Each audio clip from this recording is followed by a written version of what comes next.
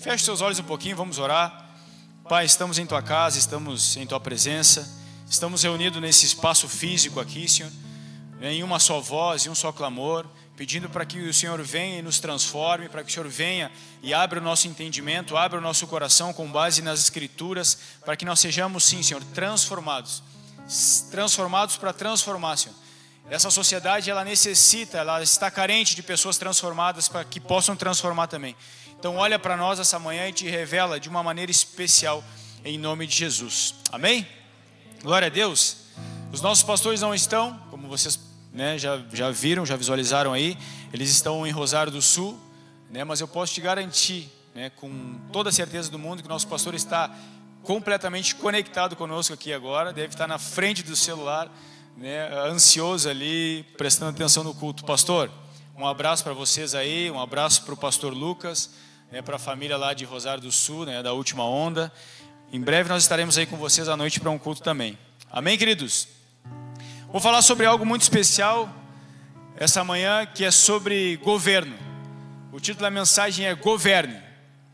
É algo muito especial da parte de Deus. Eu não busquei uma palavra, isso aqui gerou através de um devocional, mas eu creio que é muito importante para nós esses dias de hoje. Governo, governar. Então peço que você levante a sua mão e diga assim comigo, repita comigo por favor. Eu fui criado, mais uma vez com um pouquinho de mais força, eu fui criado para governar. Eu fui criado para governar. Amém. Aplauda o Senhor no seu lugar aí.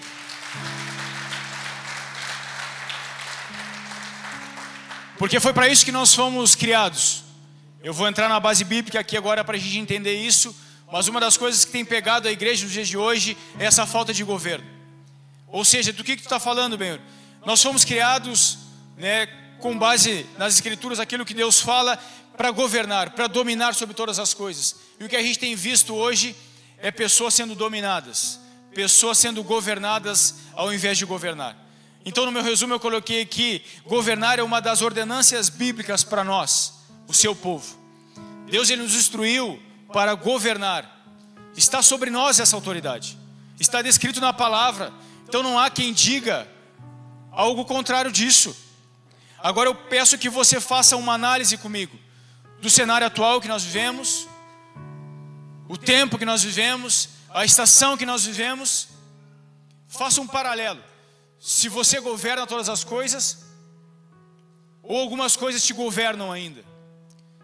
Seja sincero com você mesmo e faça essa análise. Deus ele nos instituiu como governantes.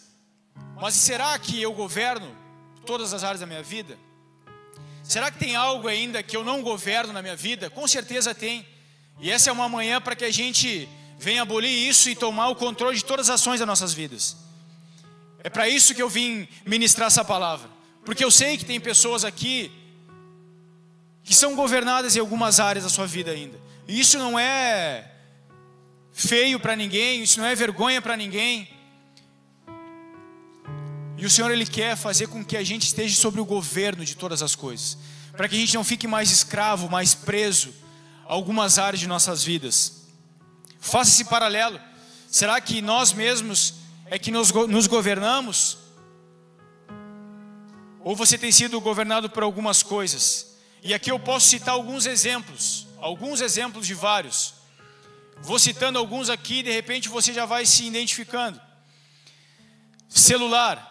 Será que você, não vou nem entrar no mérito de rede social, vou falar celular como um todo. Será que você não é, em determinado momento, governado pelo celular? Começa a pensar e fazer o paralelo aí. Será que você não é governado pelo celular? E isso automaticamente gera dificuldades na sua vida, no seu relacionamento, na sua família, no seu trabalho, enfim, em várias áreas.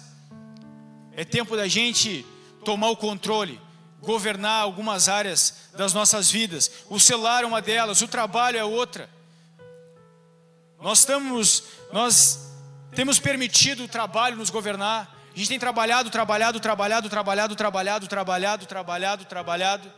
E isso tem governado as nossas vidas, porque a gente chega exausto em casa, a gente já não tem mais tempo de qualidade em casa, E eu não estou aqui dizendo para você não trabalhar. A gente tem as nossas agendas, a gente tem que se sustentar, mas a gente tem que estar sobre o domínio de todas as coisas. Quando o trabalho me domina, eu sou um refém do meu trabalho. E isso não é o que Deus quer para nós.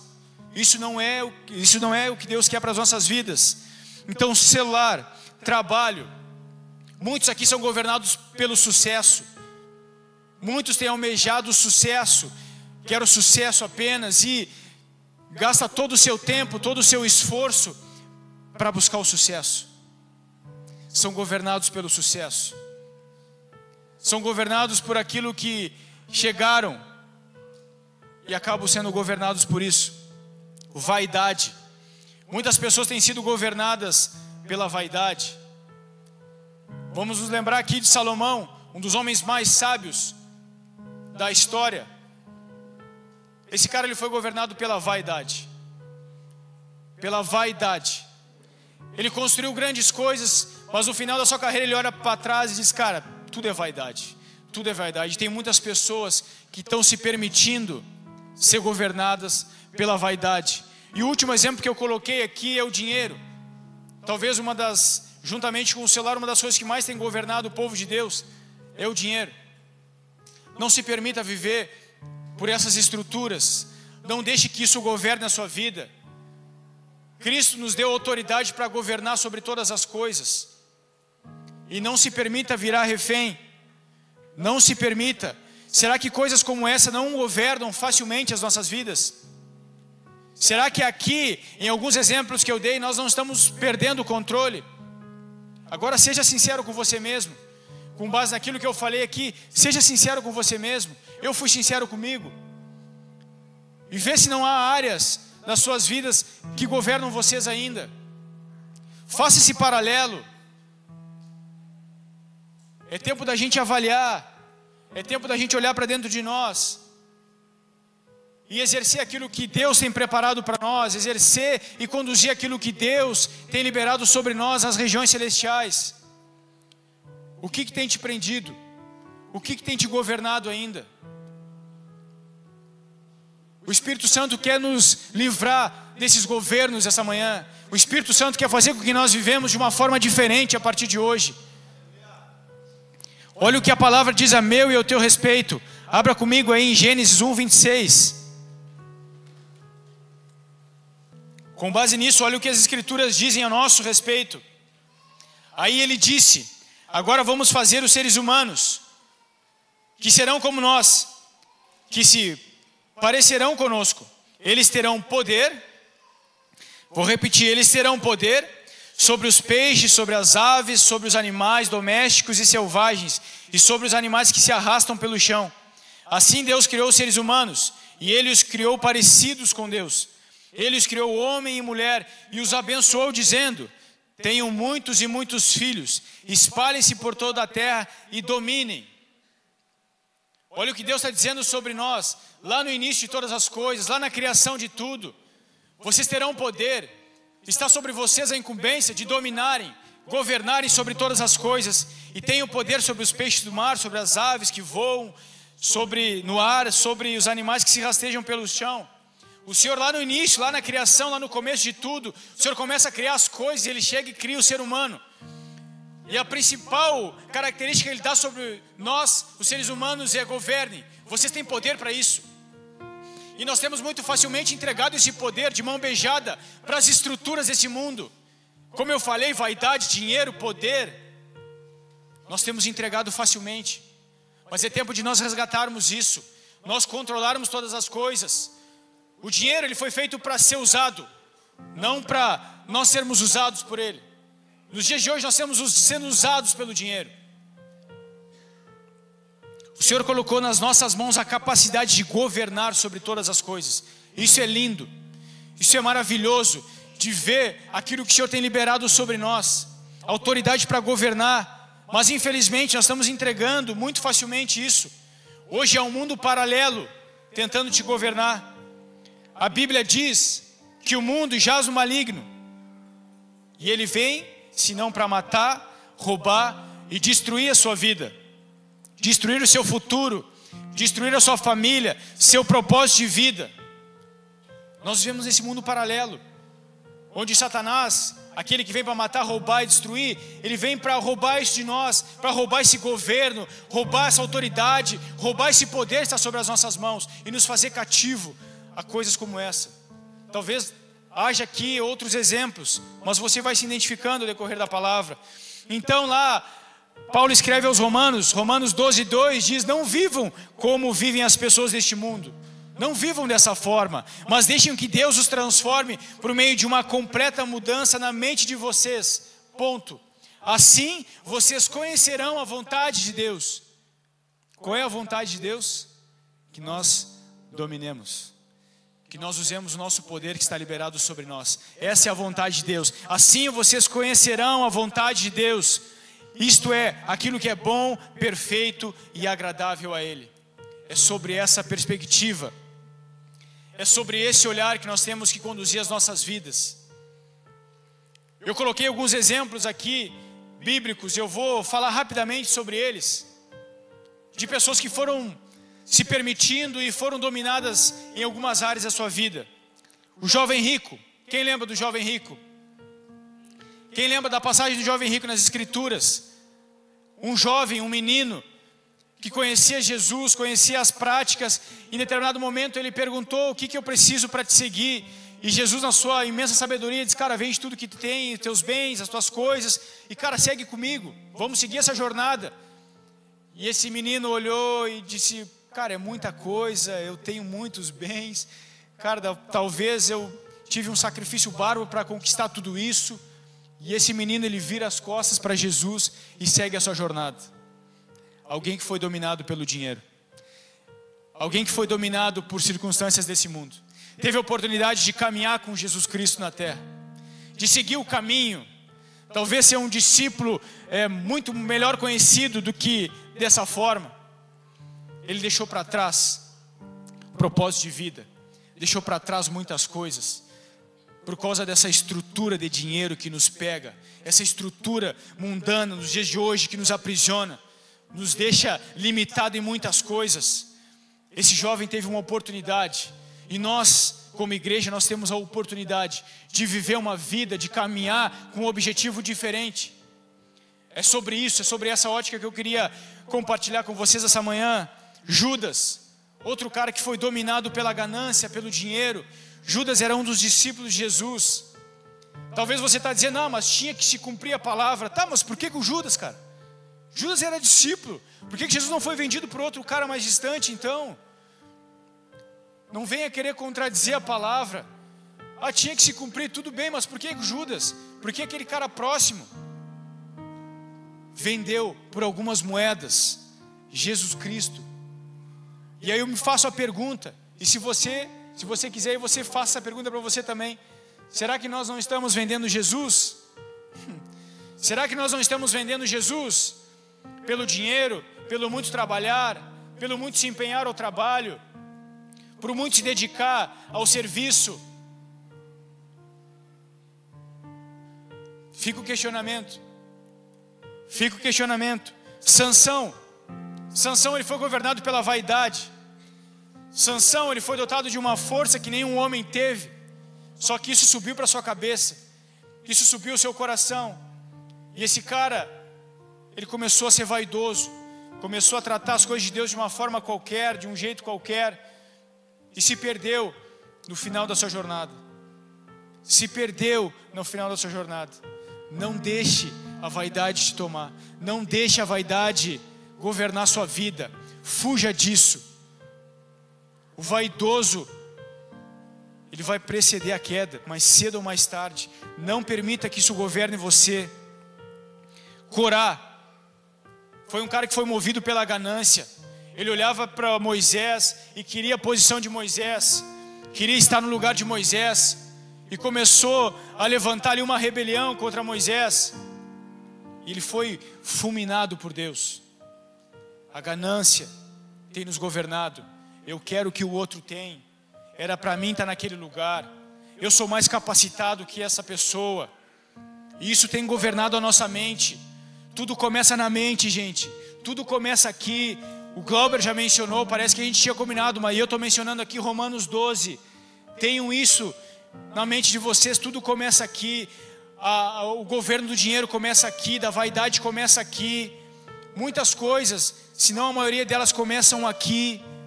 Então não se permitam ser governados por coisas desse tipo. Elias, um grande homem de Deus, fez coisas maravilhosas, coisas sobrenaturais, mas em um determinado momento da sua vida ele foi governado pelo medo.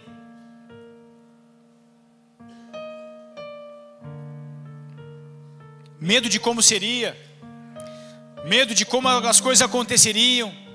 E esse cara que fez grandes coisas foi dominado pelo medo. Talvez você está dominado pelo medo de avançar, pelo medo de dar um passo, pelo medo de se aprofundar, mergulhar cada vez mais na presença do Senhor. Não permitam que coisas desse tipo governem a sua vida. Então não viva uma vida governada por coisas ou por circunstâncias, ou até mesmo sentimentos. Não se permita ser governado por coisas desse tipo. As pessoas muito sentem hoje: eu senti isso, eu senti aquilo, eu senti aquele outro, eu estou sentindo isso, eu estou sentindo aquilo. Não viva por sentimentos. Os teus sentimentos, eles vão te sabotar muitas vezes. Viva com o coração contrito e quebrantado. É o que o Salmo diz, 51:17. Porque o Senhor não rejeitará. Viva nessa perspectiva. Não viva por sentimentos. Talvez você esteja aí pensando em algumas pessoas, achando que isso não é com você. Talvez você está olhando assim: mas o fulano é ganancioso, o fulano é preso ao dinheiro, o fulano é preso à vaidade. Essa palavra é para você pensar de você. Não pensa sobre ninguém agora. Essa palavra é para a gente pensar no particular, no individual. Pense sobre você.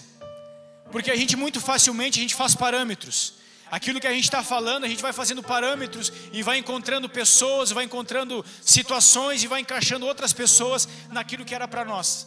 Então comece a olhar para a tua vida aí e ver se você não é preso em alguma coisa, governado por alguma área da sua vida ainda.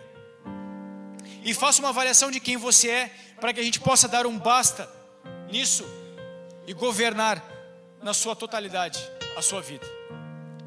Eu peço que você feche seus olhos por um instante, rapidamente, e faça análise, e faça esse paralelo na sua vida, no seu cotidiano. O que tem governado a sua vida? Você mesmo? O Espírito do Senhor? Ou as vontades desse mundo? Ou as vontades carnais? Ou as redes sociais, o dinheiro, a vaidade? O que tem levado você a conduzir a sua vida? Fale com o Espírito Santo aí. O Espírito Santo vai te revelar coisas.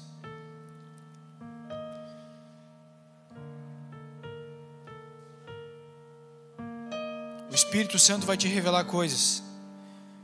Como eu disse, olha para você.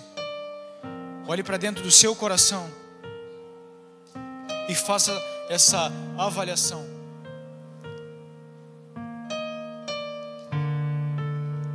Amém. Glória a Deus. Continuamos. O que tem governado você, gente? O que tem governado as nossas vidas? E agora eu quero entrar numa parte chave da ministração.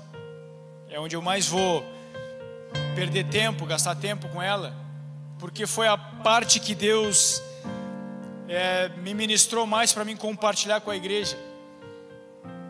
Porque eu vou citar um homem, vou dar um exemplo bíblico, que deixou de governar a sua casa, deixou de governar o seu lar, e trouxe consigo muitas consequências. E eu quero falar sobre isso, sobre lares desconstruídos, lares que estão sendo quebrados, lares que estão sendo roubados pela estrutura desse mundo. Bobo é você se pensa que o diabo vai atacar somente você. Ele quer a sua família, ele quer a sua casa.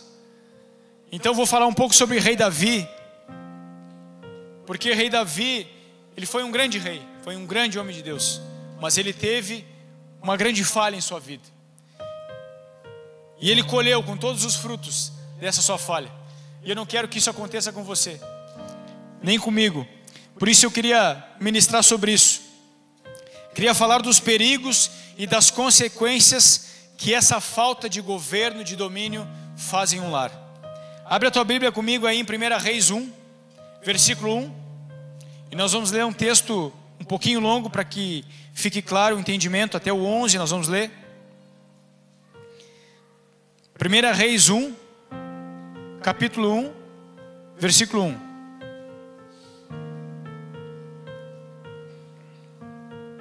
As consequências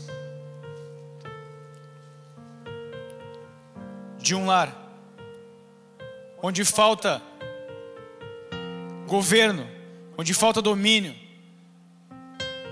1 Reis 1:1 diz: o rei Davi estava bem velho, os seus seguidores os cobriam com cobertas, mas ele não conseguia se aquecer. Por isso os seus conselheiros disseram: rei Davi, nós vamos procurar uma moça para ficar com o senhor e cuidar do senhor. Ela dormirá ao seu lado e o conservará quente. Então procuraram em toda a terra de Israel uma moça bonita, e em Sunem encontraram uma jovem chamada Abisag, e a levaram ao rei. Abisag era muito bonita, ela servia o rei e cuidava dele, mas Davi não teve relações com ela. Versículos 5 e 6 diz: Absalão havia morrido, agora o filho mais velho de Davi, que ainda estava vivo, era Adonias. Guardem esse nome. Filho de Davi com Agite. Adonias era um homem muito bonito. Davi nunca o havia repreendido. Salve isso com você também aí. Davi nunca viu repreendido. E ele queria muito ser rei. Ele queria muito ser rei. Adonias arranjou carros de guerra e cavalos e 50 homens que iam a toda parte com ele. Adonias falou com Joabe, que era filho de uma mulher chamada Zeruia, e com Abiatar, o sacerdote, e eles concordaram em ficar ao lado dele. Mas os sacerdotes Sadoc e Benaias, filho de Joiada, Natã, o profeta de Simei, rei, e os guarda-costas de Davi não ficaram ao lado de Adonias. Um dia Adonias ofereceu ovelhas, touros e bezerros gordos em sacrifício na pedra de cobra, perto da fonte de Róguel. Ele convidou os filhos de Davi e os servidores do rei que eram de Judá. Porém não convidou seu meio-irmão Salomão, nem Natã, o profeta, nem Benaias, nem os guarda-costas de Davi. Então Natã foi falar com Betseba, a mãe de Salomão. Natã perguntou: você soube, que Adonias, o filho de Hadite, se fez rei? E o rei Davi não está sabendo de nada? Vou repetir essa última parte aqui, que é a mais importante para nós. Você sabia que Adonias, o filho de Agite, se fez rei? E o rei Davi não está sabendo de nada? Nós vemos aqui a história de Davi na sua velhice, praticamente no seu leito de morte ainda, enfrentando alguns problemas familiares. E eu fico me perguntando, a dor, o sofrimento de um pai, o sofrimento de um rei bem-sucedido no final dos seus dias, olhando para cenas como essa, olhando para ele deitado em sua cama no seu leito de morte, e debaixo dos seus olhos o seu filho arma uma rebelião e começa a querer o trono de seu pai. Davi começa a olhar para toda essa estrutura e diz: cara, o que eu falhei? O que eu errei? Por que o meu filho está fazendo isso? Por que eu enfrentei tantas dificuldades? Não somente com Adonias, mas com os outros meus filhos. Olha a dor desse cara, imagina a sua vida. Imagina todo o desgaste que Davi teve, toda a entrega, todo o sacrifício de Davi ao longo da sua jornada, para chegar no seu leito de morte praticamente, e viver situações como essa. Será que é porque Deus é ruim? Muitas vezes a gente questiona Deus: Deus, por que tantas coisas? Mas a gente não se dá conta que foi erros do passado que nos levaram a colher frutos como esse. Seu filho acaba se tornando rei sem o consentimento do pai. O pai ainda vivo, cara. O pai ainda estava vivo, uma traição. Debaixo dos olhos de Davi, uma traição do seu próprio filho, uma rebelião. Adonias, ele pega Joabe, general do exército, ele pega o sacerdote, mais alguns homens, vai lá, oferece sacrifícios e se denomina rei. O rei de Israel. Por que isso, cara? Olha todo o desgaste desse homem. E eu vou te dizer o porquê. Eu vou te dizer por que isso aconteceu com Davi. Davi, ele foi um bom rei. Davi foi um ótimo rei, mas Davi ele foi um péssimo pai. Davi ele foi um ótimo rei, mas ele foi um péssimo pai. Um péssimo pai.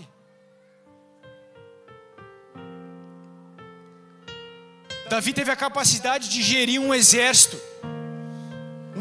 muito grande, mas Davi não teve a capacidade de gerir a sua família.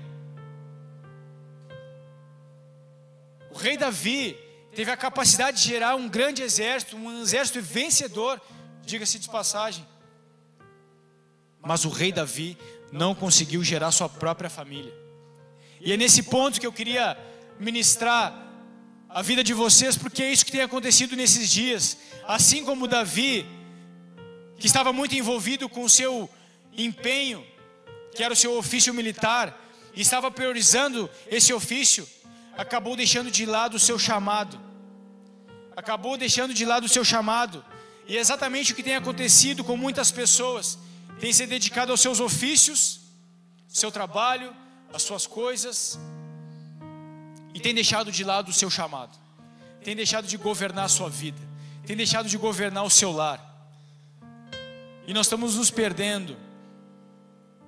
Nós estamos entregando de mão beijada para Satanás muitas coisas, porque nós estamos nos preocupando com esse tempo presente. Nós estamos nos desgastando nesse tempo presente. Nós estamos enlouquecidos com esse tempo presente. O dia parece que tem 16 horas.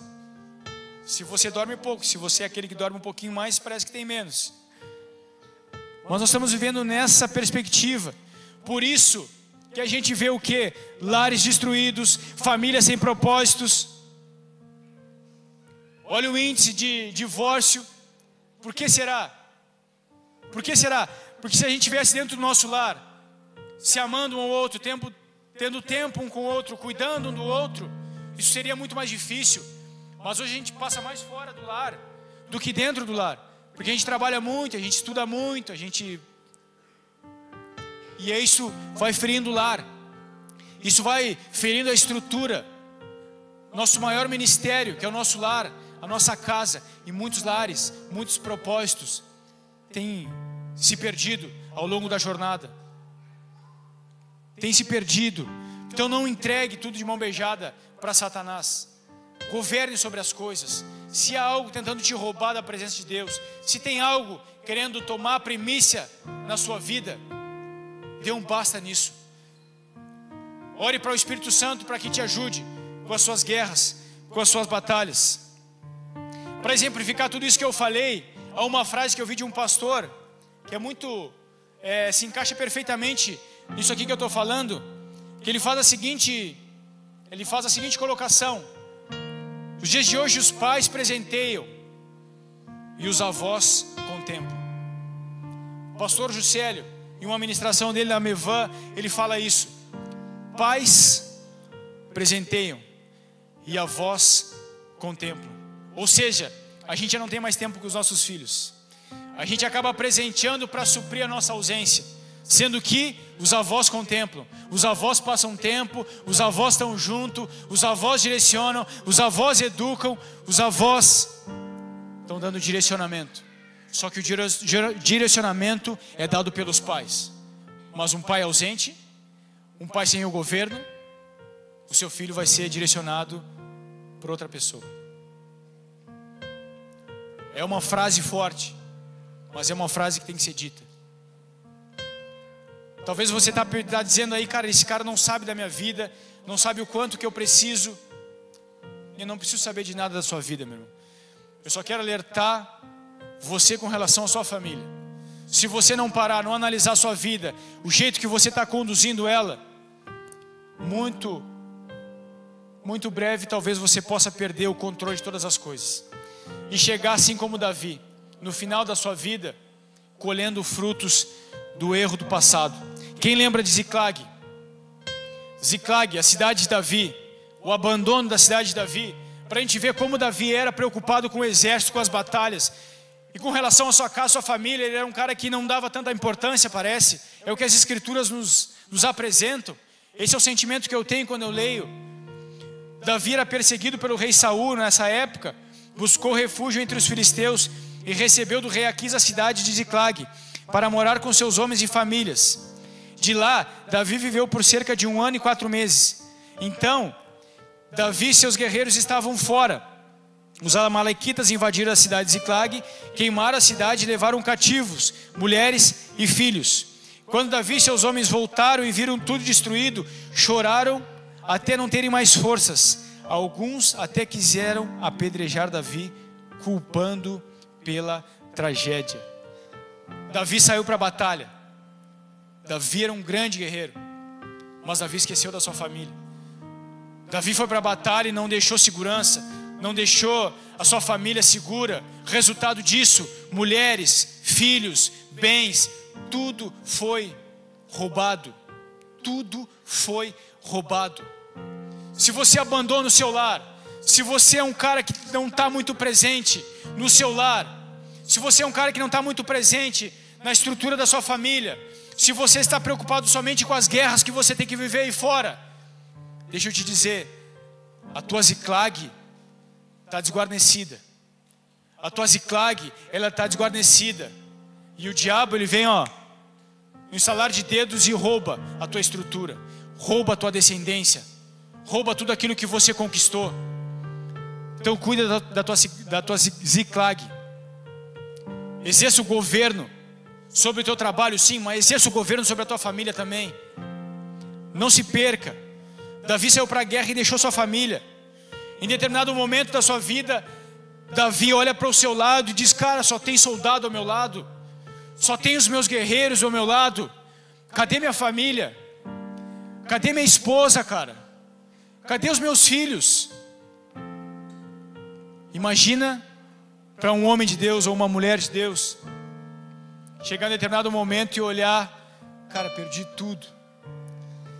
tudo, deixei de lado. Cadê, Senhor? Imagina a dor desse homem. Imagina a dor de um homem de Deus quando se dá de conta do seu erro, da sua falha.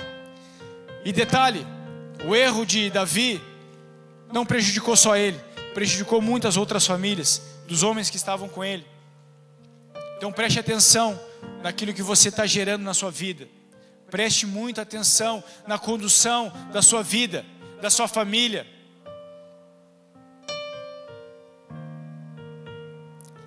Davi venceu praticamente todas as suas guerras.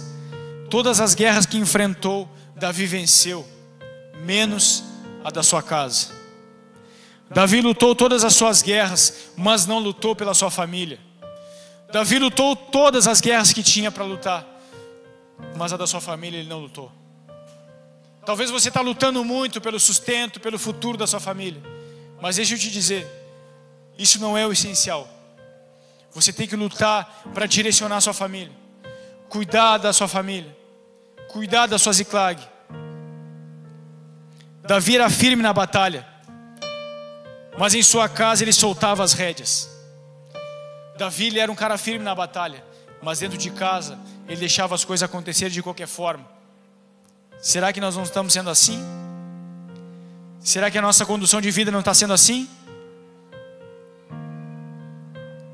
A falta de disciplina de Davi levou sua casa e sua família ao desastre. A falta de disciplina de Davi. 1 Reis 1, versículo 6 diz assim: Davi nunca o havia repreendido, e ele queria muito ser rei. Adonias arranjou carros de guerra e cavalos e 50 homens que iam por toda parte. Olha a parte A do versículo.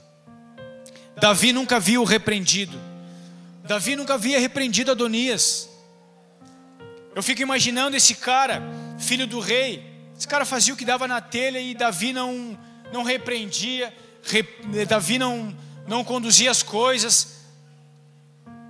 Davi não repreendia. Davi deixava eles viver da forma que queriam. Deixaram os seus filhos serem construídos e formatados de uma forma qualquer. Nós temos que ser firmes com relação à nossa família. Firmes. Haja repreensão, sim. Às vezes eu falo para Camila às vezes tem uma certa dificuldade, um pouco mais do que eu, para repreender a Bia. E eu digo para ela: repreende. Não tem essa, repreende. Repreendeu, passa meia hora, cara, tu ama da mesma intensidade que tu repreendeu. Cara, fica um doce. Te abraça, te beija de uma forma que tu não esperava. Não fique com medo da repreensão. Não fique com medo de ser firme. Não fique com medo. Davi viveu sobre essa ótica. Não repreendia os filhos, deixava. Vamos deixando. Repreenda. Cuide. Adonias era o típico cara mimado, acostumado a ter tudo o que queria. Um cara que não conhece a repreensão. Cuidado com isso. Davi não governava o seu lar. Quer outro exemplo? Ainda na vida de Davi, Tamar, filha do rei, é abusada por seu irmão Aminon. Tamar era filha do rei Davi e irmã de Absalão. Aminon, meio-irmão de Tamar e também filho de Davi, apaixonou-se por ela de uma forma doentia. Com a ajuda de um amigo chamado Jonadab, Aminon fingiu estar doente e pediu ao Davi, que Tamar fosse cuidar dele. Quando ela foi servi-lo, Aminon aproveitou da situação e forçou-a e a violentou. Depois do ato, o que antes parecia amor virou ódio. Aminon rejeitou Tamar cruelmente, mandando-a embora. Tamar saiu angustiada, rasgando as suas vestes e lamentando publicamente sua vergonha. Absalão, seu irmão, acolheu-a em sua casa e guardou a dor em silêncio, mas passou a odiar Aminon. Davi soube do ocorrido, mas não tomou nenhuma atitude. Cara, vocês conseguem dimensionar a história que eu falei aqui? Entre os filhos de Davi, um dos seus filhos se apaixona pela sua irmã, ele projeta, ele arquiteta tudo ali para abusar dessa irmã, ele abusa dessa irmã, e é chegado aos ouvidos do rei Davi, e o rei Davi não toma nenhuma providência, não toma nenhuma atitude. Cara, eu comecei a ler isso aqui, comecei a ver, cara, como é que pode, cara, um pai, um rei, não tomar uma atitude? Será que os filhos de Davi, eles não estavam tomando essa condição, fazendo essas coisas por falta de repreensão, por falta de cuidado, por falta muitas vezes de pesar a mão com amor, discipular os filhos? Ou Davi não tinha tempo para discipular os filhos, porque estava na guerra, ou estava no seu trabalho, ou estava nos seus muitos estudos? Cuidado. Davi, a palavra diz que não tomou nenhuma atitude. O seu filho abusou da sua filha.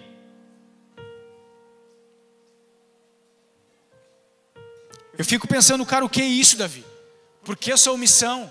Como pai, como rei, não confrontou-se à injustiça. Então, após isso, Absalão mata Aminon. Olha a história desse cara, meu. Olha a história, isso aqui tudo que eu estou mencionando são os filhos de Davi. Olha a história desse cara. Após isso, Absalão mata Aminon. Absalão foge e ficou 3 anos longe de Jerusalém.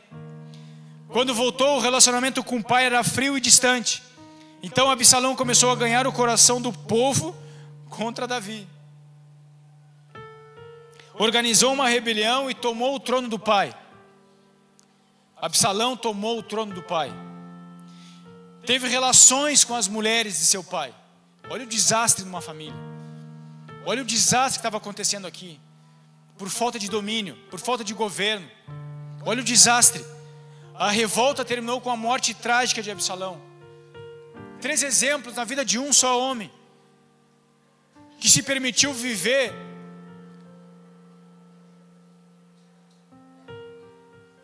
pelas guerras, pelo seu trabalho, pelas circunstâncias da vida, e não cuidou do lar. Aminon, filho que abusou da irmã. Absalão, filho rebelde. E Adonias, o filho ambicioso. 3 exemplos de uma família completamente desconstruída por falta de governo, por falta de repreensão, por falta de tempo dentro de casa, por falta de tempo discipulando filhos, discipulando a esposa, discipulando parentes, falando do Senhor para as pessoas. Um lar completamente destruído. Davi foi um homem segundo o coração de Deus, mas em sua vida familiar enfrentou muitos fracassos. Muitos fracassos. A história mostra que a omissão, o pecado e a falta de governo dos pais podem refletir na vida dos filhos. A história de Davi e seus filhos mostra que famílias podem ser destruídas pela omissão, pelo pecado e pela falta de disciplina. Como pais, líderes ou responsáveis, somos chamados a corrigir em amor, ensinar o caminho do Senhor e viver pelo exemplo. Se você não cuidar da sua família, o diabo vai cuidar. Vou repetir mais uma vez para você. Se você não cuidar da sua vida, não se preocupe, alguém vai cuidar. E esse alguém é Satanás. Ele está louco para entrar aí. Ele está louco para roubar o futuro dos teus filhos. Ele está louco para roubar os teus propósitos. Ele está louco para roubar aquilo que o Senhor tem liberado sobre a tua vida. Está louquinho da Silva. Se você não governar a sua casa, se você não governar a sua vida, ele vai roubar muito facilmente. Você vai estar entregando um banquete na mão dele. Porque o trabalho do diabo nesse tempo, nessa estação, é destruir com o lar, é destruir com as famílias, é que haja divórcio, é que haja rompimento nisso que nós chamamos de aliança. Em boa parte ele está tendo êxito, mas a Second House não vai ser assim. Na Second House não vai ser assim. Nós estamos sendo discipulados pela palavra. Nós estamos sendo despertos pela palavra. Efésios 6:4 diz assim: pais, não tratem seus filhos de modo a irritá-los. Antes, eduquem-nos com a disciplina e a instrução que vem do Senhor. Você pode abrir na sua Bíblia aí comigo, Efésios 6:4. E se você quiser, você até circule isso na sua Bíblia, porque isso é muito importante nesses dias, para que a gente possa entender aquilo que o Senhor tem pedido para nós.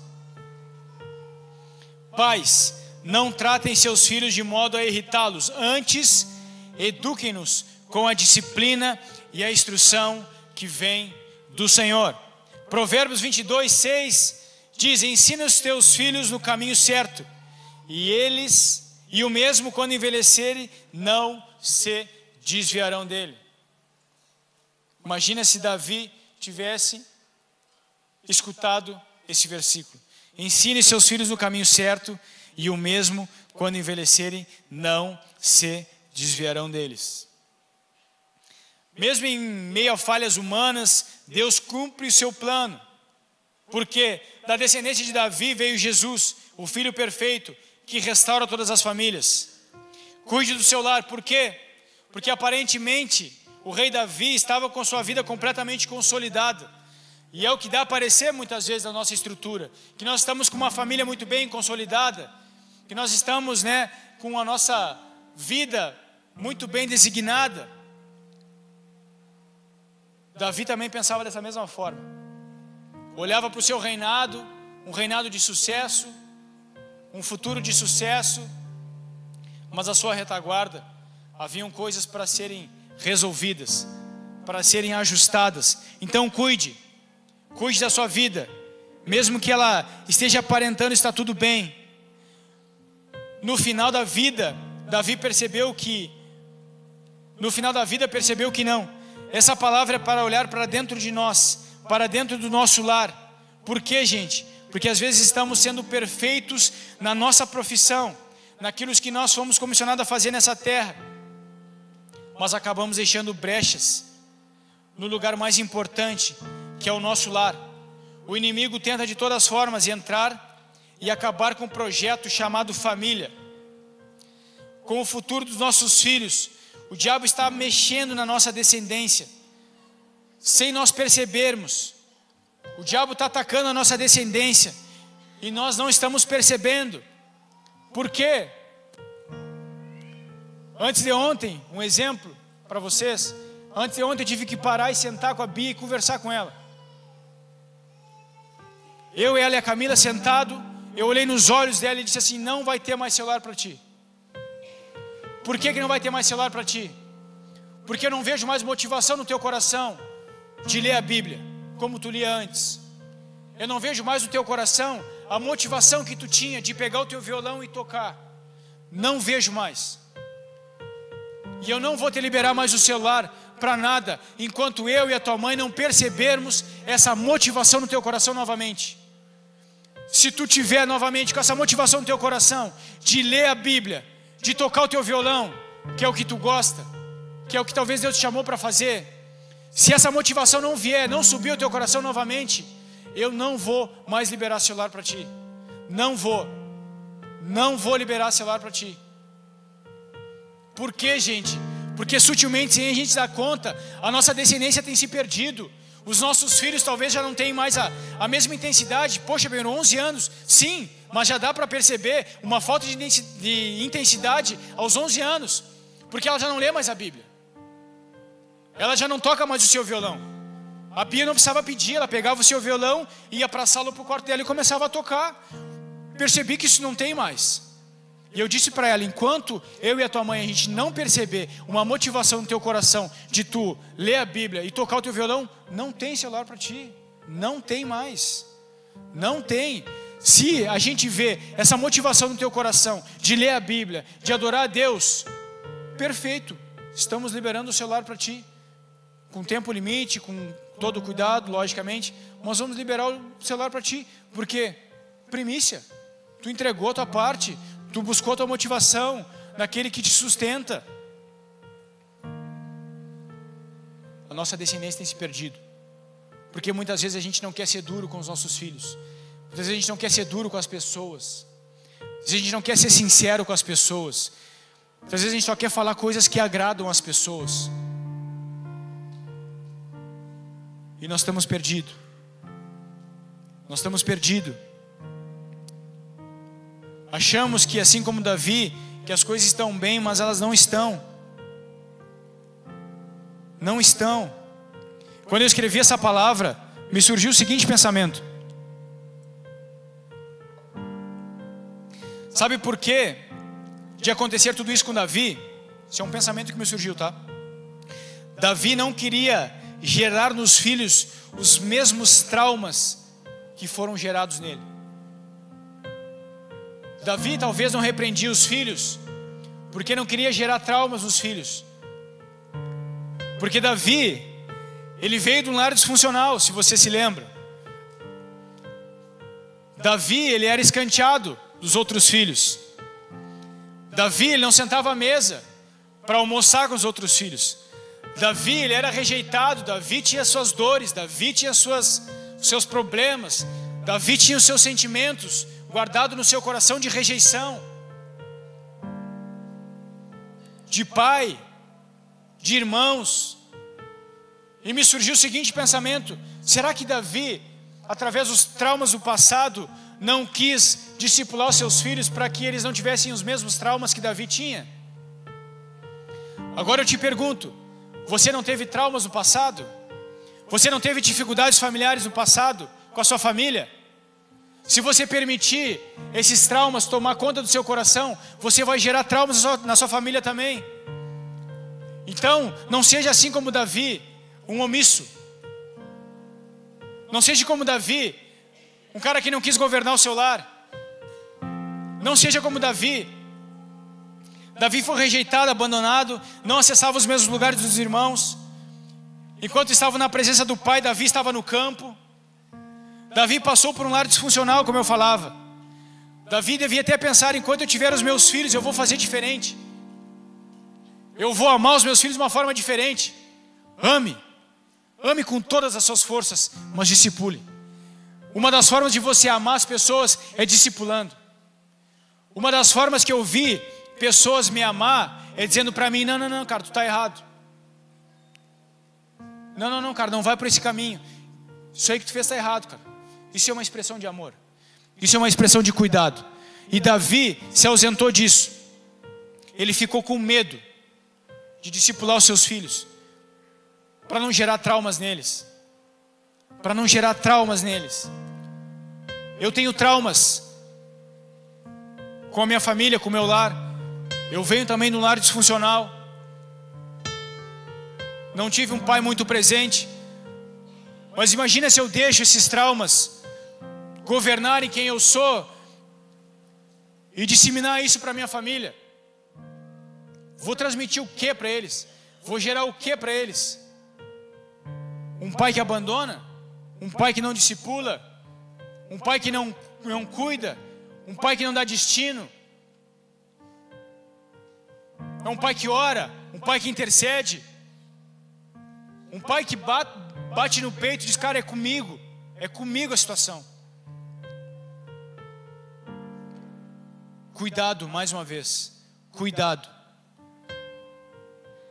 Nós estamos nos tornando muito bom nos nossos ofícios aqui na terra. Mas talvez nós estamos deixando a desejar em algumas áreas das nossas vidas. A principal delas que eu queria falar essa manhã é o seu lar. Mas se você talvez não tenha um lar ainda, muitas coisas estão te dominando. Dinheiro, ganância, soberba, vaidade, orgulho. Fuja disso, meu irmão. Fuja disso. Fuja disso. O Senhor, Ele te criou, o Senhor, Ele te projetou e liberou algo sobre nós. Domine, governe. Estou dando poder para vocês, para que vocês façam isso. Será que Deus já não sabia das circunstâncias que nós vivíamos hoje? Será que Deus já não sabia que nós estaríamos lendo hoje, há muito tempo depois, essa passagem?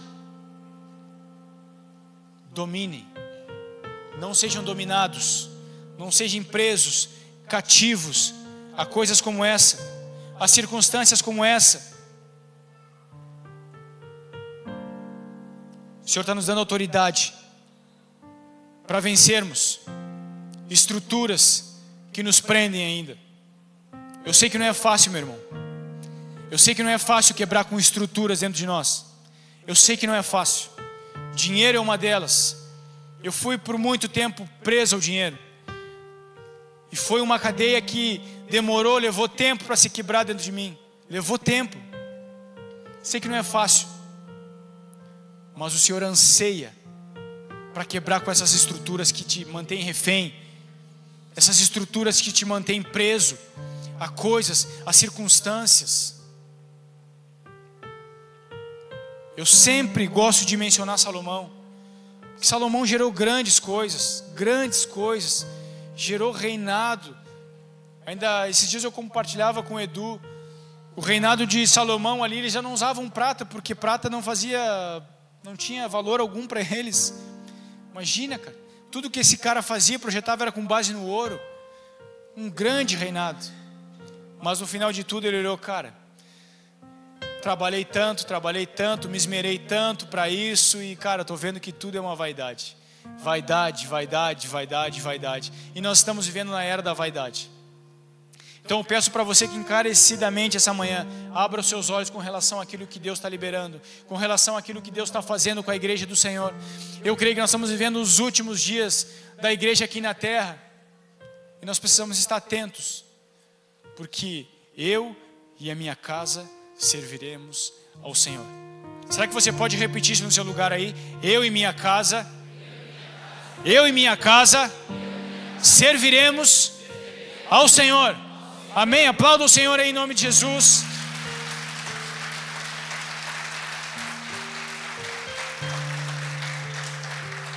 Que é sobre essas coisas que o Senhor está projetando a sua igreja. É sobre esse olhar, é sobre essa ótica.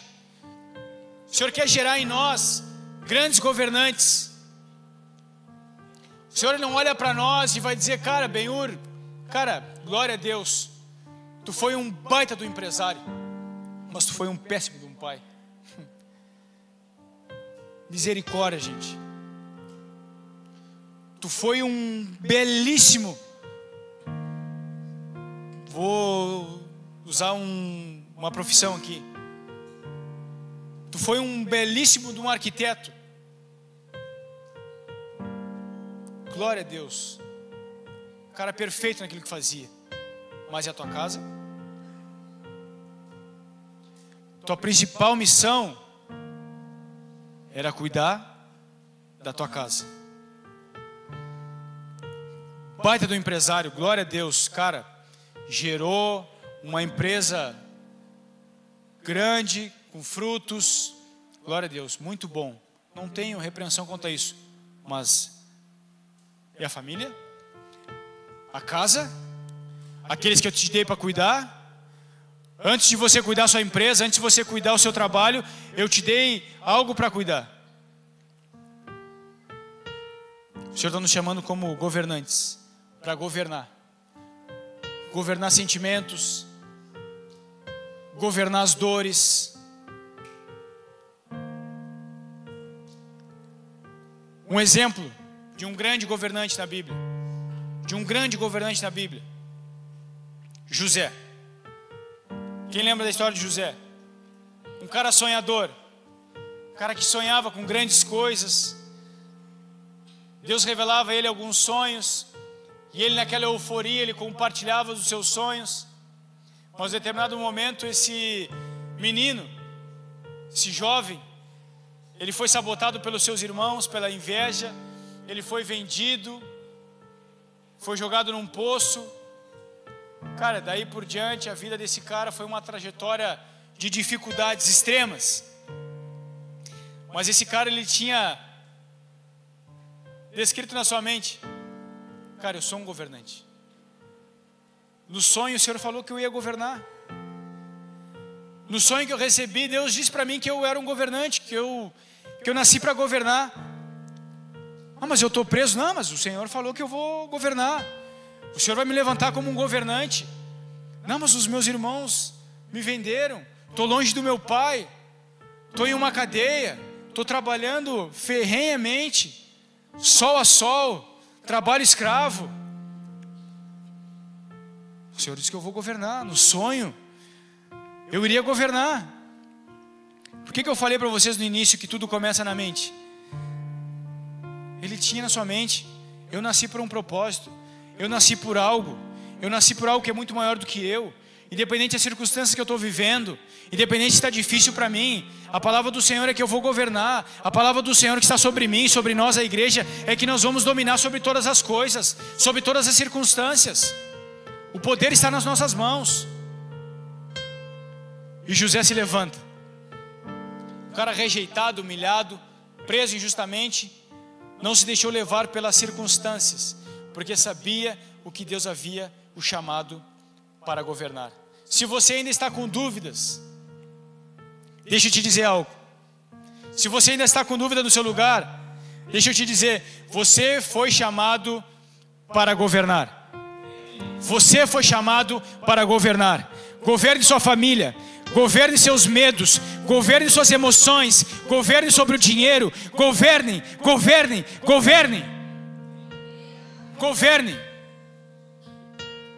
Governe sobre todas as circunstâncias.